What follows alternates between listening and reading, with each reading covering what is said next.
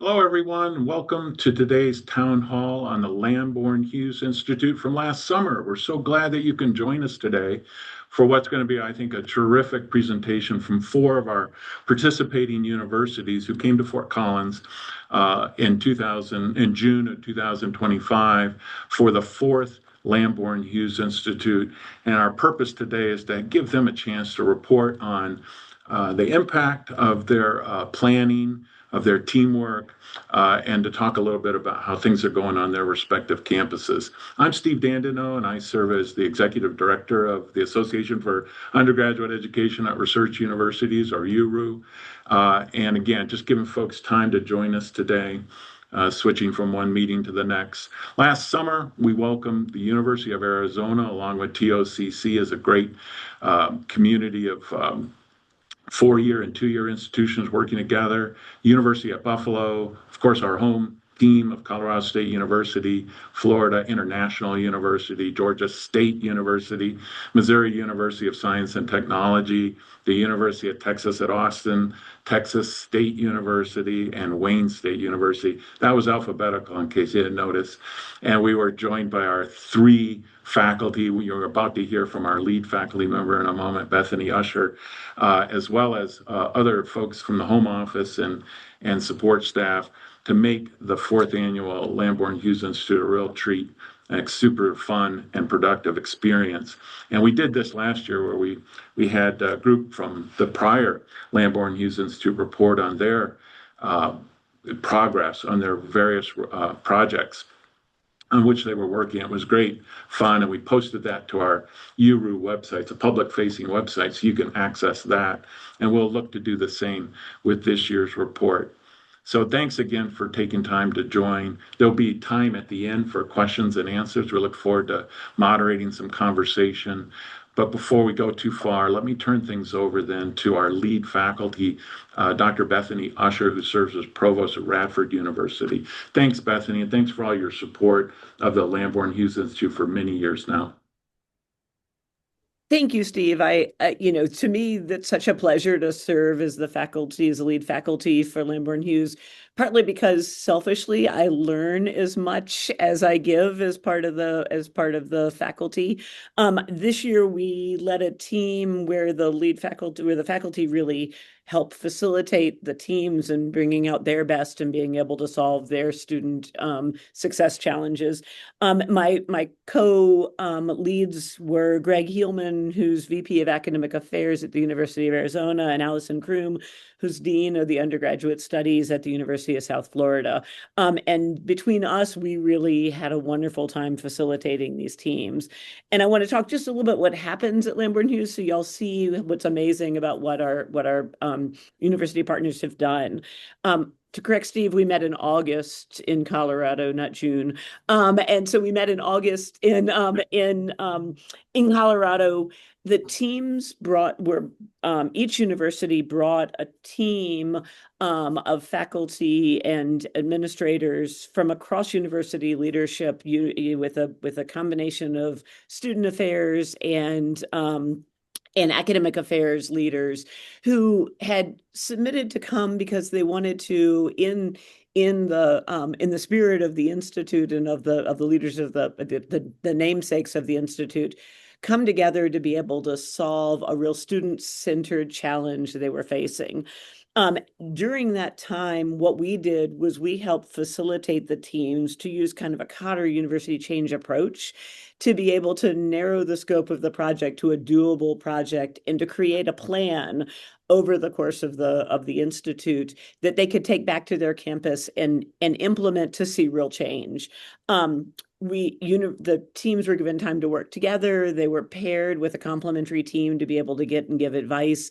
And then they got support from the entire institute, all of the participants. And you can see that was a really winning approach. It's amazing what the teams were able to do in 3 days and now what they've been able to do in 6 months. And we recognize that people have common challenges. Often people on their own campuses think they're the only ones who've ever done this thing or faced this challenge. We also see that everybody's got a unique university approach and identity, but they all have a student success focus. These are really projects all based on student success. And so it was really a pleasure to be able to see the different projects. You're going to hear from five institutions today. We're going to hear from Georgia State University, Wayne State University, the University of Arizona paired with Tohono Community College, and then Florida International University, and be able to see the various ways they've been able to address their student success challenge and really build on the excellence of each of their institutions. And so with that, I look forward to hearing people's questions at the end, but I really want to see these presentations. So I think I'm going to turn it over to Brennan Collins first. Am I right? You're the first up. Yes, and I apologize because I have to leave after I present because I will be teaching, but some from our team are here so they can answer questions. So first slide, just us, our team, happy at the Institute this summer and excited to do the work that we're doing. So the plan that we had put forward was to reimagine general education. So how do students experience the core, particularly with that first year experience and particularly that first semester experience. And then how to involve undergraduates in inquiry at the start of their college careers and then have that link to experiences later throughout their college experience. And so the groups involved, we have the Center for Undergraduate Research and Creative Inquiry, Center for Excellence in Teaching, Learning, and Online Education, College of Arts and Sciences, and Perimeter College have been involved in the work that we've been doing toward our goals. We had done some of this in the past. The program I run, the EPIC program, experiential project-based interdisciplinary curriculum. We have been playing with these ideas for a long time, but in 2019, we had a pilot cohort of 100 students, intentional FLCs, meaning it wasn't just a cohort, it was very intentional cohorts where the classes were set up to speak to one another. And so the students would understand why they're taking these classes, how they speak to one another. And they were also, these FLCs were packed with high impact practices listed here. By the end of year 4, our retention was over 30% higher than the 2019 incoming class on the whole, and 60% higher than the rate of the match control group. And so trying to figure out how do we scale that and how, from what we've learned, can we kind of bring that into our plan that we brought to the Institute. And so a lot has happened. Georgia State has a strategic plan that started to take effect last year. And so one of the goals is to have HIPS in every core course. And so that goes a long way to some of our goals. And there's been a lot of faculty development funding and staff support from our Center for Teaching and Learning and our new Center for Undergrad Research and Creative Inquiry. There's also been money going to departments who teach these large core courses. And so if we can hit English and English is doing that with all their courses, then suddenly we have thousands of students kind of participating in what we're trying to achieve. In the first year, some of the numbers, we had over 60 faculty members participating in HIPS programs, and these were often intensive programs lasting months with some full day workshops. And then major HIPS programming in English, economics, business. So a lot of achievements there. Coming out of the EPIC program and what we've done, we're trying to create a large anchor course, and we've been working on this for some time, and it's for incoming first year students. And the idea is to use Metro Atlanta as content. And using that to achieve giving students a sense of belonging so they feel like they know why they're here, they know their surroundings, they can connect their surroundings to what they're learning into class. To teach interdisciplinary thinking and introduce students to departments and faculty across the university. So we have faculty coming in all the time talking on different issues about Atlanta from all disciplines. And then introduce students to research and project-based learning. So that idea of how do we get students when they walk in the door that they are thinking about inquiry. We also have walking tours. We have faculty panels on Atlanta and wicked problems like climate change, housing, all kinds of issues around Atlanta. By the numbers, last year we had 200 students in the fall. We will have 300 students in the fall. And the goal is eventually to have everyone going through this who is a first year student. So we're also working on that deliberate FLCs. We've been able to do that at a small scale. And I think what we've realized is arts and sciences is the college that has most of the core courses. And so we need to work with arts and sciences. And so arts and sciences has representation on the team, and they are really pushing this idea of really knowing not just, okay, here's the schedule for all these FLCs, but why are we choosing these courses? Could they speak to one another? How can we set them up in deliberate ways? And then how do we connect them to that Atlanta anchor course that they're experiencing? Um, all right, so then finally, our update, another part of the strategic plan was to create this new Center for Undergraduate Research and Creative Inquiry. I'm now based there.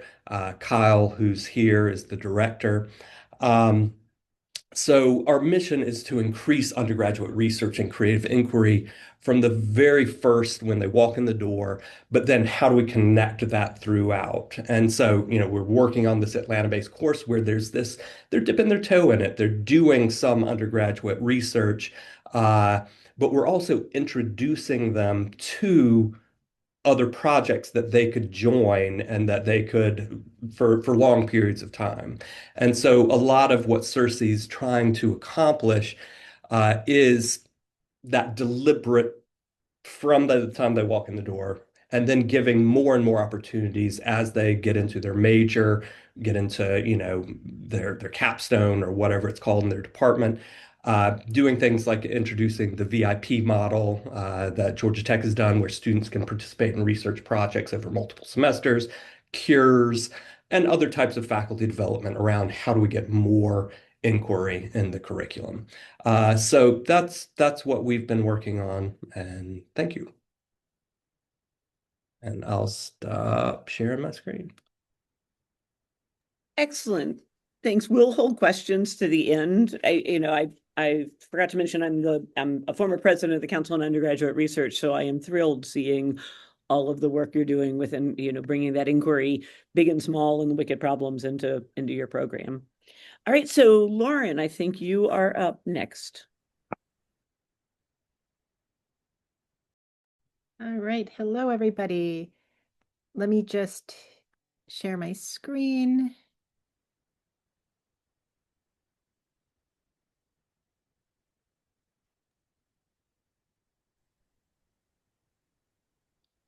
All right, so hello, I'm Lauren Bonilla and I'm with Wayne State University. So Wayne State University is Michigan's premier urban research institution, and we hold this distinctive position where we're located in a major city, and students at Wayne report having unparalleled access to faculty members. And as a R1 university, research is a really big part of our campus. And we've had programs that have supported undergraduate research, but the university has lacked a strategic plan around undergraduate research, especially for a university that's serving 24,000 students. And so when we decided to attend the LHI, we thought that creating a plan around undergraduate research would be extremely beneficial for Wayne. And we had three key goals. One is to make undergraduate research experiences accessible for all students. As I said, we serve 24,000 students, with over 40% of incoming students being first-generation students, and many of them don't know that research is something that is available to them. And so how can we help create a campus culture where students come to Wayne and know that they can participate in research opportunities? There's also been a focus at the higher level of integrating undergraduate research with campus initiatives to advance career-engaged learning, high-impact practices, and social mobility. And so we wanted to see, how can we then coordinate with these university-wide initiatives? And importantly, as a university that's located in the heart of Detroit and has a long-standing history of doing incredible community engaged research, really leveraging our situation in Detroit and the community connections that our students have with Detroit and neighboring areas. And so really thinking about how to strengthen community engaged research across campus. And importantly, putting this all together for Wayne State, needing to create a strategic plan that's cost effective and that maximizes the use of existing resources. So not creating something new that's going to be really resource intensive.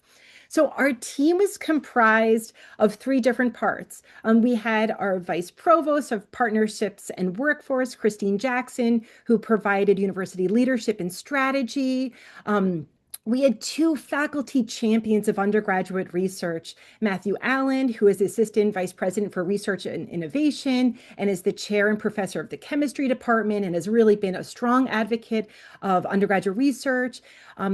Professor Aaron Reddish of history oversees undergraduate studies in the history department, which I'll mention is one of the department that has really modeled excellence on campus in undergraduate research, and also leaders around high impact practices at Wayne, Lauren Orr, who oversees fellowships and high impact practices, and myself, where I oversee undergraduate research and high impact learning, and importantly, the Undergraduate Research Opportunities Program, which is our existing infrastructure to support undergraduate research, but has been mainly focused on giving student awards rather than supporting a whole campus culture around undergraduate research.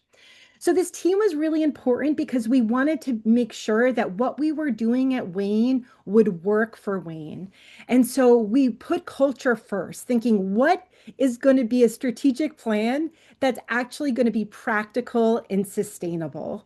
And through our discussions, our team identified that a top-down approach is less likely to work at Wayne. So even if we came up with a great strategic plan on our own, that at Wayne, it will likely fail if we just try to implement our plan. So really thinking about what are our campus community needs and expanding and affirming already existing models of excellence, of which there are many, but many of them are hidden in these pockets. And so part of our work was thinking about where are these pockets of greatness and how can we meaningfully scale these. And so an example, as I said, is the history department, which has just been phenomenal in supporting undergraduate student researchers.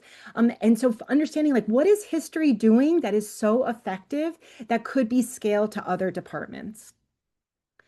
The other thing that we put a lot of emphasis on was the importance of coalition and partnership building. So who are our partners on campus, and especially who are these untapped collaborators? We already know the partners who have historically been at the forefront of undergraduate research, but where are the places and people that are doing the work, especially with students, to bring the students in to increase participation and to help identify and remove barriers? And so one community that we identified as being really important partners that have not been really tapped into is the advising community. And so that's been a real focus area since the LHI is building these partnerships with the advisors because they're the ones who work with students. They understand the curriculum. So and that they've been really important strategic partners in expanding research opportunities. Another key focus area was aligning efforts given financial and staffing constraints. Like we are not in a position where we can just hire a lot of new bodies or inject money. And so thinking about what do we already have and coordinating work in and across units and sharing resources. So an example of this is a pilot that we're working on where we're working with HR, financial aid, career services, and faculty to leverage federal work study to a higher degree than we are to provide research-intensive employment opportunities that also build career readiness. So one of the key outcomes of the LHI is the creation of the Office of Undergraduate Research. Wayne has not had an official office. So Georgia State just presented about what they're doing. And so we're really excited that we finally have institutional support, that we can build a culture of undergraduate research across campus to ensure that every student has the opportunity to engage in meaningful inquiry, develop critical skills, and connect learning to purpose, because we want to make Wayne State University Michigan's destination for undergraduate research. And even that line, Michigan's destination for undergraduate research, that came out of our LHI conversations. So just very briefly, some of the things that we've been working on is demystifying research opportunities and pathways. So finding those pockets of excellence, reducing those barriers for students, making it more clear to them about how they can move through research experiences while they're at Wayne, creating systems and processes to better track undergraduate research activities, because we had not been doing that in the past. And of course, to create anything new, you got to establish a website and student-facing resources. And the last thing I'm just going to say, and this is really, I mean, it is a plug for LHI, but one of the best things to come out of this was just the dedicated time and space for our team to be together. And we had so much fun. I think all of us felt like we were on a vacation, and it was one of our highlights of 2025. So I will end with that. Excellent. Thank you, Lauren. Really, great work and great progress. So we want to hear next from Florida International University. And I think, Janie, are you taking the screen? I'm definitely starting the conversation and then passing it on to my colleagues. So thank you so much, Bethany. So FIU, for those who may not know, or a part of us, right? We're a large urban research one university located in Miami. We're one of the largest in America at about 54,000 students.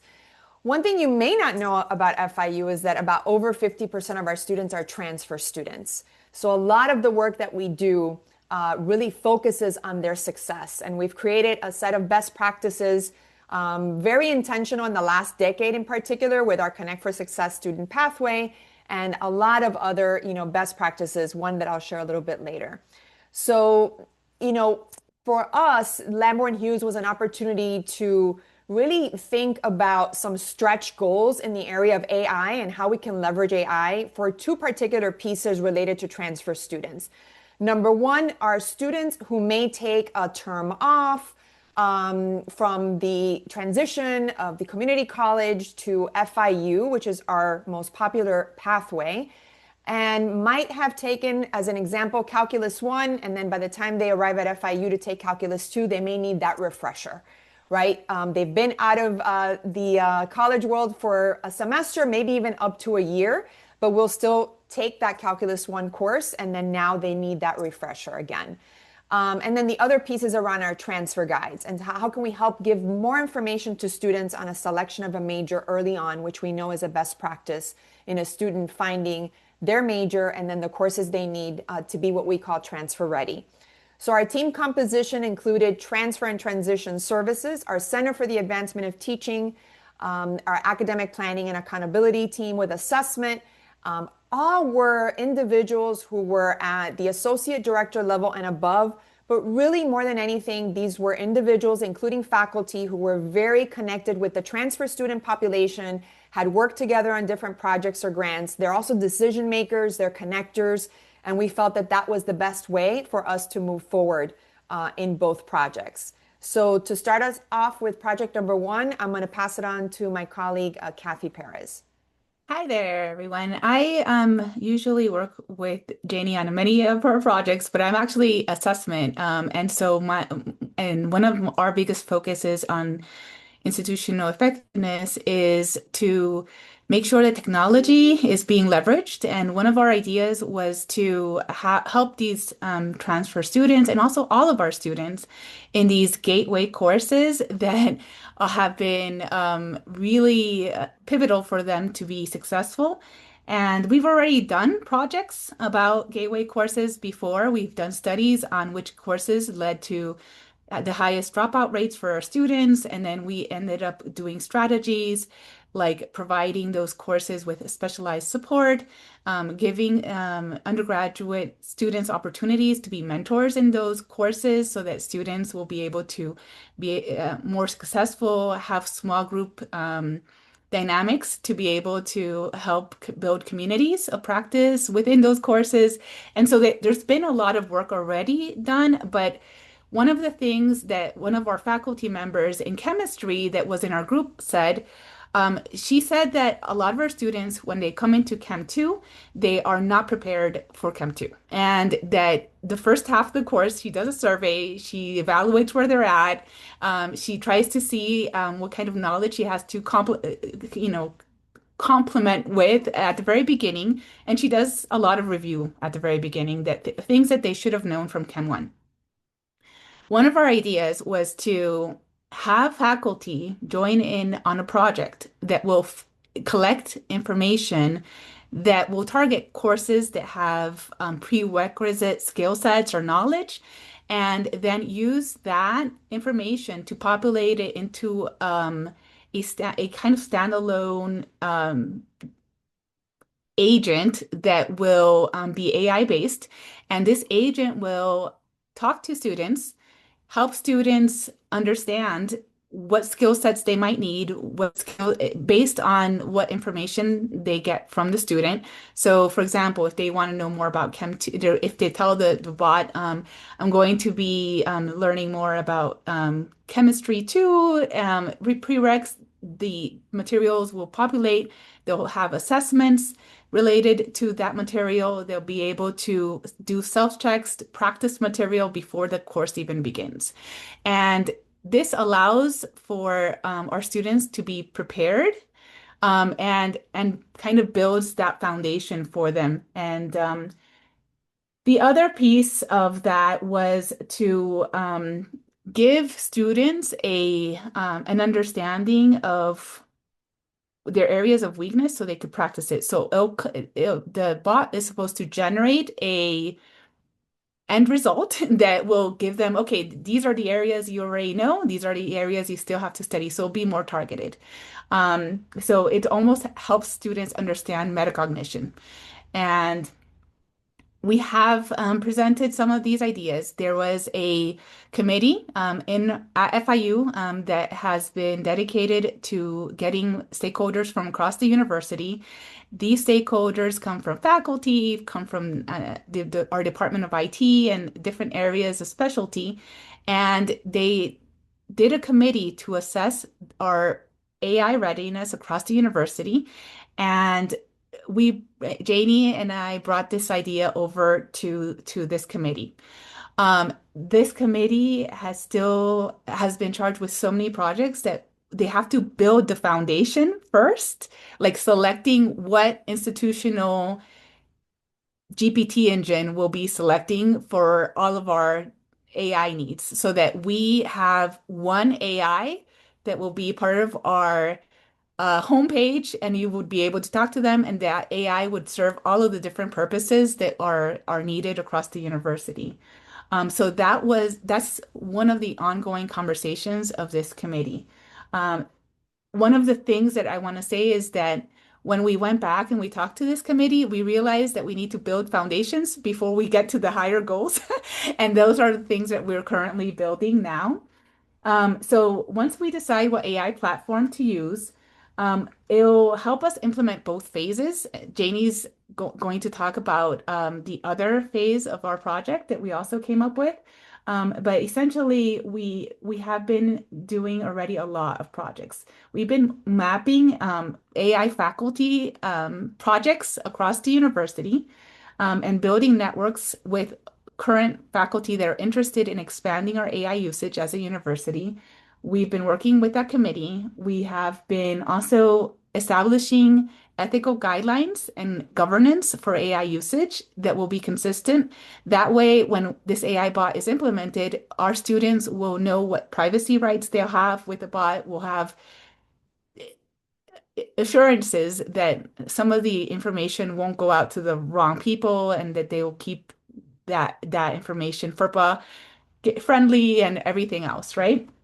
So these are some of our building blocks, and Janie will talk about how her part will also be integrated into the potential bot. Thanks, Kathy. Am I unmuted again? Thank you.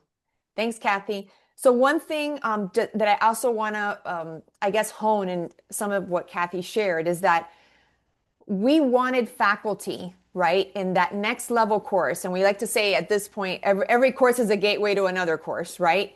That we want the content to be curated by faculty, by our own faculty. Our goal is not to go out and find information necessarily about chemistry. If a faculty member wants to do something like that, they can. But really, for each course that we work with, we want the faculty to basically curate that. So that's an important point I wanted to share. The next project that we came up with is the, let's call it enhancing the transfer guides. So FIU has a set of one-page transfer guides that are incredibly popular among students and academic advisors. And one of the goals of the guide is really to show students and keep transparency around admission to specific majors. What are the requirements? And more importantly, we create a table for students of how courses transfer and the prerequisites they need to be quote unquote transfer ready. So a large scale goal is for the student to be able to upload the guide and then have it be an AI agent, allowing them to use the bot for any kind of personalized support, using the guide as a reference point.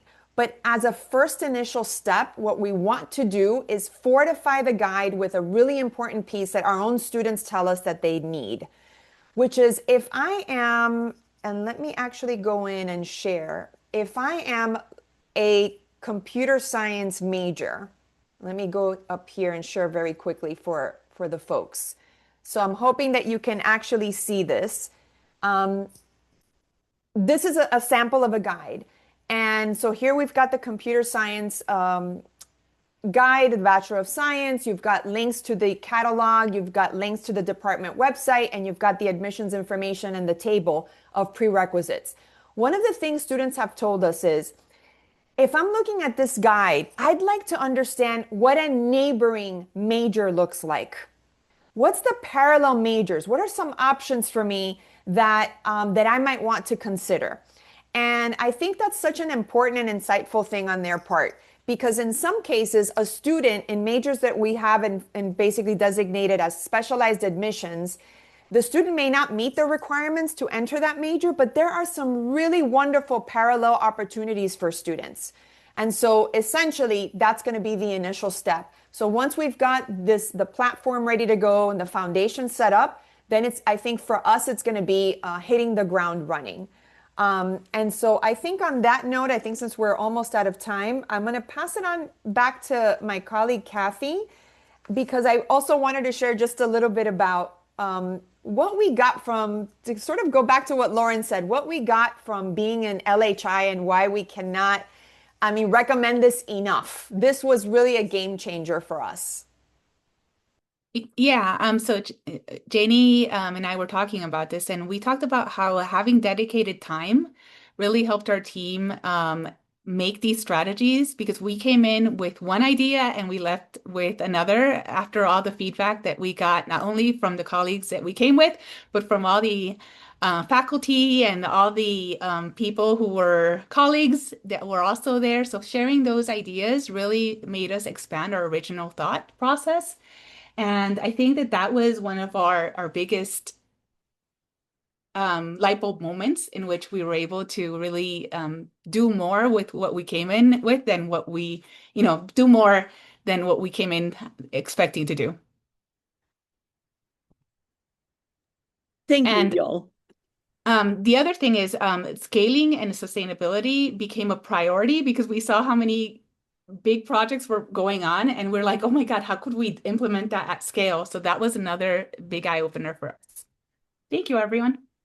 Thank you. That's great, and appreciate the attention to transfer, and we're going to continue that with a team approach. The University of Arizona and Tana Odom Community College came together to the Institute to be able to increase their ability to be able to articulate their transfer agreements for their students. So, Benjamin, I'm going to turn it over to you. I think Christine is joining you. Yeah. Hi, everyone. Good morning or good afternoon, depending on where you are. My name is Ben Richmond, and I'm from the University of Arizona. in our Division of Undergraduate Education, and I'm joined by Christina. I don't know, Christina, if you want to introduce yourself. Good morning, everyone. My name is Christina Kaufman. I'm the Academic Advising Manager at Awesome Community College. Just for that pronunciation one more time. Happy to be here with you guys today. We had a fun time. We all learned how to pronounce Thanatham together while we were at Lamborn-Hughes, so that was fun.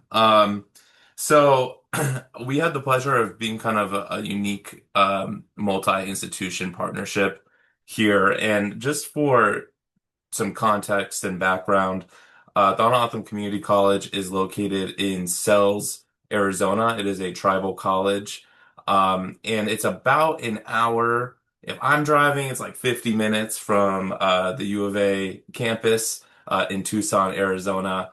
And we kind of identified an opportunity that we could work on the transfer process together.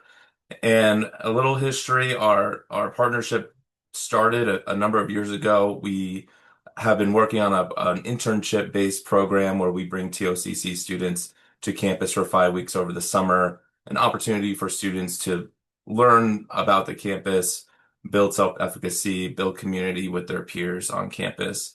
And at the same time, our office is in the middle of developing a web portal to try to increase transparency in the transfer, how credits transfer and articulation, how they are articulated. And so we have a portal where students can input the classes they've taken, not only telling you how they transfer, but like what is the degree requirement that is actually being satisfied, or if it's not going to apply to the degree requirements, why is that? And it can also calculate the most efficient pathway if you want to complete an associate's at your community college, and then transfer to the U of A, what is the most efficient way to do that? And so with that kind of background, we started talking and thought, what could we do? What else can we work on in the transfer process? And so we identified a few different focus areas that we wanted to look at. First was incorporating TOCC course information into that web portal and increasing the transparency in the transfer process, but also looking at how can we address student basic needs? How can we increase our presence as the University of Arizona on TOCC's campus, build trust with students, and help facilitate the transfer process? And then also looking at post-transfer support. Okay, students were able to transfer, and now what? Are they just on their own to try to finish their bachelor's degree, or how can we support students after that? And we even had a small discussion about micro-credentials and how we could potentially partner in that way. And so I will share my screen here in a second. I also wanted to give a shout out to Lamborn-Hughes Institute because we're two institutions that just have a lot going on. And so to find time to do something like this is probably impossible. And so this just allowed a dedicated space over a couple days to be in the same room with snacks, lots of snacks, and talk about these things, brainstorm ideas, but also it was a cool opportunity to just get to know each other, build trust with each other, and be able to kind of have this just safe space to share ideas. So I will share this final slide that we presented at the Institute, and I'll pass it to Christina. Thanks, Ben. Hope my sound is a little bit better. I'm in a loud environment right now. But I wanted to touch on the accomplishments that we've made since it's being in Fort Collins. Um, so, as Ben mentioned, we have a 5 week summer program for students in collaboration with the University of Arizona that's been standing for quite some time, yeah, 5 or 6 years. But it's growing in popularity, and we've been able to open it up to all tribal colleges. So students from all across the country are able to apply and join. But in regard to what we had planned out from Lamborn Hughes, our biggest concern was transfer. So what does that mean? The transfer of courses. That's an easy one. We're touching on that with the transfer portal that's being developed on the U of A side. But something that is more prevalent to me with students is transfer of environment and then transfer of staff and relationships. So some of the things that we planned out while at Lamborn-Hughes was to try to incorporate more of a presence of the U of A at TOCC's campus. So since the Institute, we have had regular visits as well as an application day. I want to specifically discuss the application day because it's in the previous year, 2024, 2025, we had 6 students transfer to the U of A from TOCC. And this application day, 7 students applied. So if all of those students transferred to the U of A because of this application day and the fact that we were able to provide lunch, provide information from admission staff, financial aid staff, and transfer staff from the U of A, we're already beating those numbers just through this one event. We also have field trips planned, and then again, those regular visits to just provide general information about how to go from TOCC to the U of A. Additional accesses to the U of A include uh, the Wasaja Center. So I work with the College of Nursing at the U of A through a pathway program at TOCC for pre-professional nursing students to get into a bachelor's of science in nursing. And they're able to access all of these additional resources at the university. So they already feel like part of that environment and part of that family at the U of A. Because as I mentioned, transfer of environment and transfer of relationships with staff is a harsh reality as well for students, not only that academic side. So to echo what FIU and others have shared, it was really great to have that intentional time at the Institute to talk about these things and, as Ben shared, build the trust and relationship amongst each other. So that way, when we are facilitating all of this programming and all of these plans, it really comes into fruition in a good way. Thank you.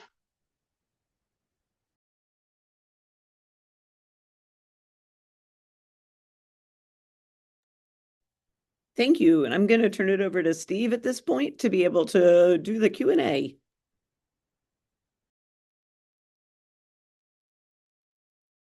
Yeah. So why don't we use raise hand function, or you could put questions in the chat if you'd like.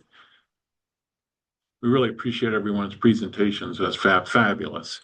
I think the Lamborn-Hughes Institute runs on snacks, it sounds like. Who would like to be the first to pose a question?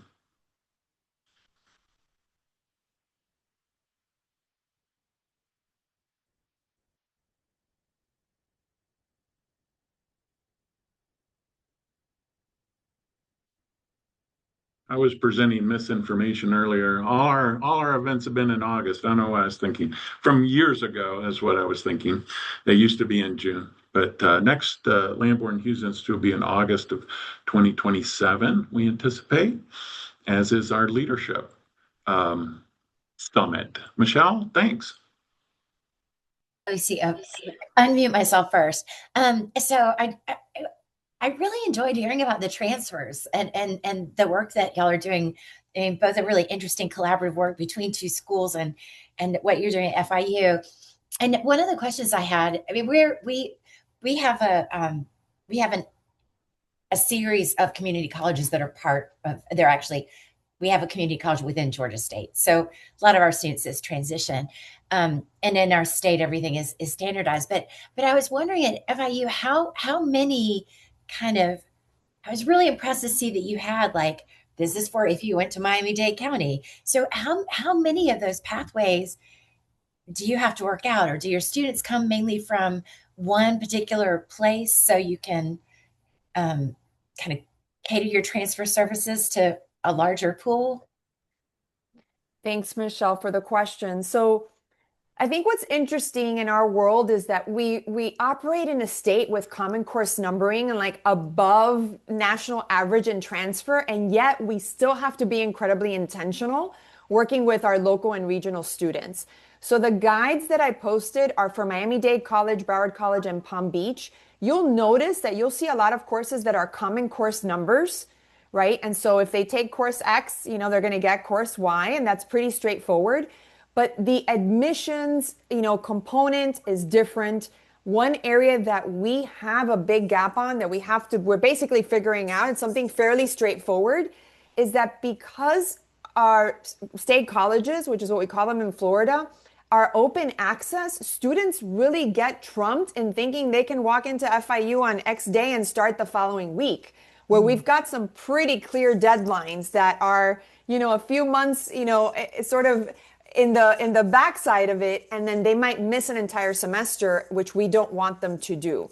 So, but ultimately, to answer your question, these are not individualized agreements. They are part of the overarching state's articulation.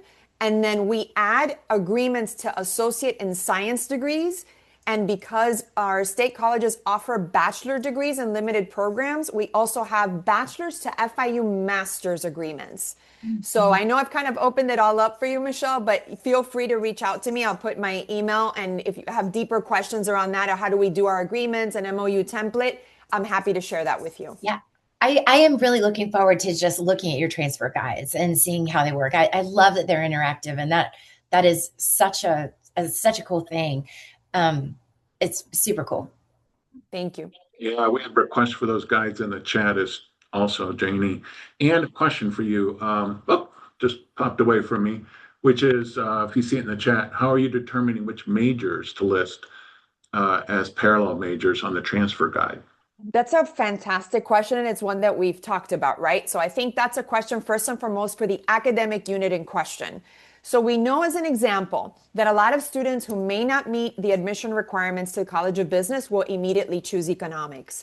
That's not necessarily the wisest choice. A student may not necessarily understand what you're doing in economics, where something like hospitality management, which is the business of hospitality, or now we have a new major with business and government leadership, might be a better option, public administration. So our goal is to start with the academic unit and then essentially talk to academic advisors, faculty from the different receiving majors today, and saying, how do we want to express this to the student so that they're aware that, for example, economics is much more theoretical, and these are the areas and careers that might come with this. Public administration is X, Y, and Z.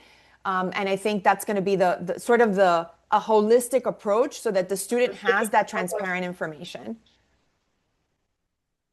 Thanks for that. There's another question in the chat from Jessica at Montclair State that's also generating some responses there. What maybe anyone could speak to this, which is, how do you maintain momentum when you get back, when you come home and you return to your campus after you've been off-site, and build some of that momentum? What are some tips for staying focused and staying on track? Anyone could jump in. I could call on people. Can I jump in Please. from an LHI faculty standpoint, we recognize that this is going to be a challenge for people. And so one of the things we do before people leave is we ask them to lay out a plan for how they're going to get together and identify the stakeholders that aren't present. And then we talk about this event. We meet regularly with the teams through Zoom meetings with the goal of coming to here to be able to present. So we try and give a little bit of accountability to everybody, so you have a reason when you go back to your campus to continue to be able to meet and make progress. You know, I don't think Steve and I are particularly ferocious or anything, but I do think it helps to be able to say that I don't know, maybe Steve, but hopefully it helps to be able to have a little bit of the accountability continuing rather than having it just end at the end of the institute. Thanks for that. Any other thoughts? Yeah, Lauren? I can just jump in here. I mean, we all have been wanting to get together for lunch, and we talk about this. We haven't yet done it, but we see each other on campus. But I think for us, it has been helpful where there's just one main person who is helping to coordinate the, moving forward and making sure that there is accountability. I mean, in our team's case, it's myself, but I'm always working with Vice Provost Christine Jackson. And so I think that has helped us, is like there's just one key person who's identified who's going to help build out what we wanted to work towards. Other questions?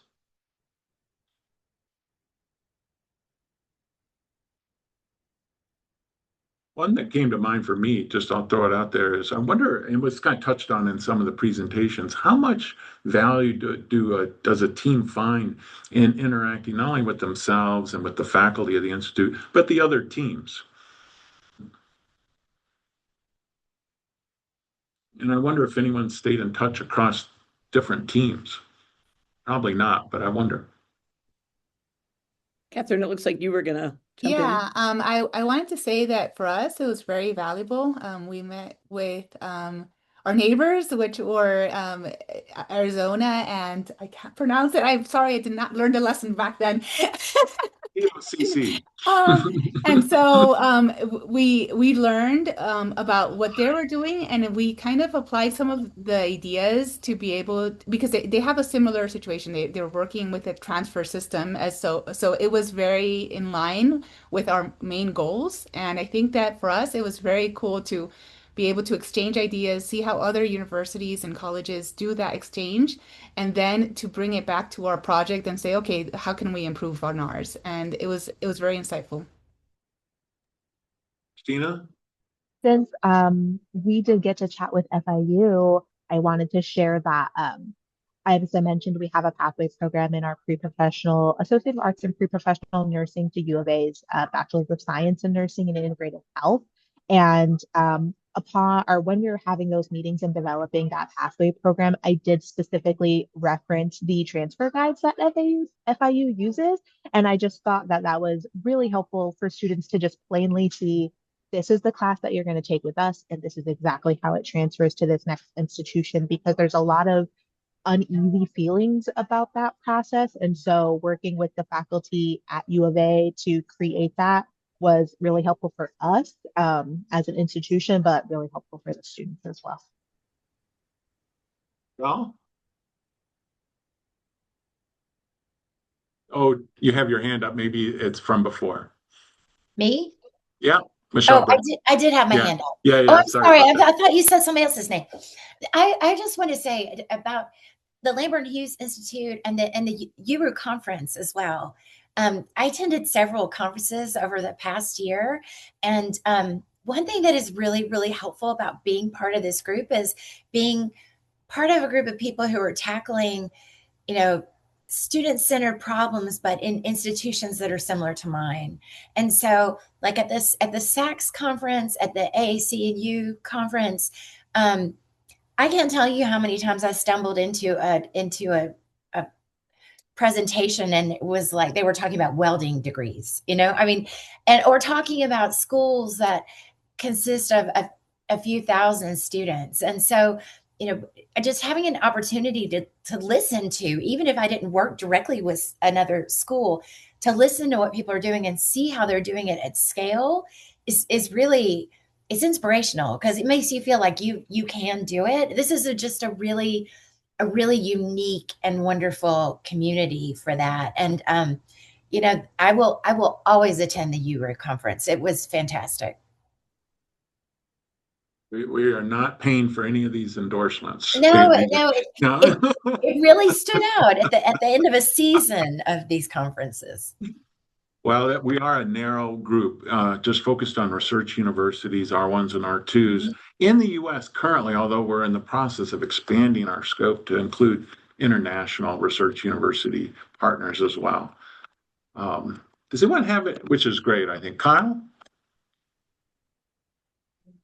I'll just piggyback on Michelle that I agree that the conference was well run and super interactive. And to your prior question, although we have not been in touch with our colleagues at Wayne State University, I will say that our conversations with Lauren and her colleagues have come up in our subsequent conversations here.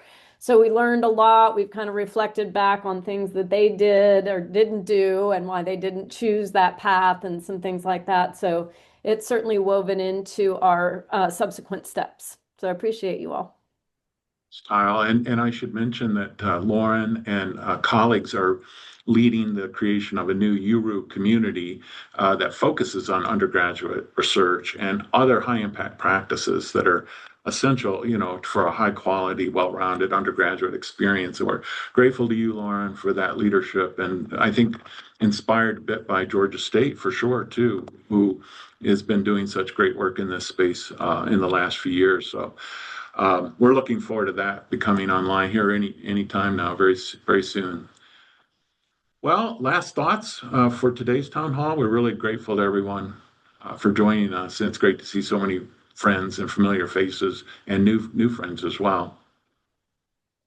Let me thank the 4 university teams for presenting and Bethany Usher for helping lead this town hall. And, again, repeat that our next Lamborn-Hughes Institute, named for Alan Lamborn and Blanche Hughes, who are 2 dear colleagues from Colorado State University who collaborated between academic and student affairs for many years and who share their name with us because of the importance of collaboration.